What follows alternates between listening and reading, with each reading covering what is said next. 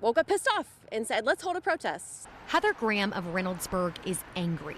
Her message: Senate Democrats should stand firm on health care. Absolutely, hold the line. Healthcare is a human right. I believe that. I think that most Americans agree with that. We elected our Senate to stand for us on those rights, and they have failed us today. Graham is a U.S. Army veteran, but she doesn't have health insurance through the VA. I didn't qualify for it, so I was going to be shopping around for health insurance this year.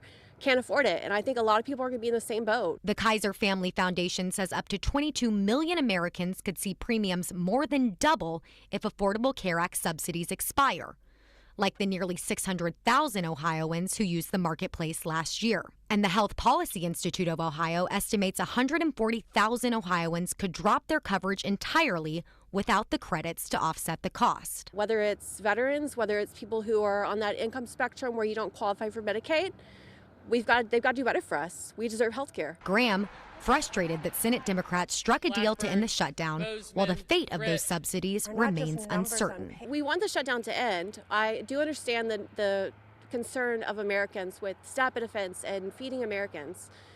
It doesn't have to be a hard line. Trump is acting like there's this hard line where we can't feed Americans while enabling us to have health care. We can do both. Ohio's Republican Senators Bernie Moreno and John Husted voted to end the shutdown, but haven't said if they'll support extending the subsidies. What I don't like about them is that they go directly to the insurance companies rather than to the consumer. And I would favor a plan that was more consumer driven, that helped get money to the consumer rather than to the insurance company. I hope that we can craft something that looks like that. Former Senator Sherrod Brown, running against Husted in 2026, says he would have voted no until Republicans agreed to protect those subsidies. I would have fought to make sure that insurance rates are stabilized, that people don't see a doubling and a tripling of their insurance. Graham, in the meantime, says she'll keep speaking up.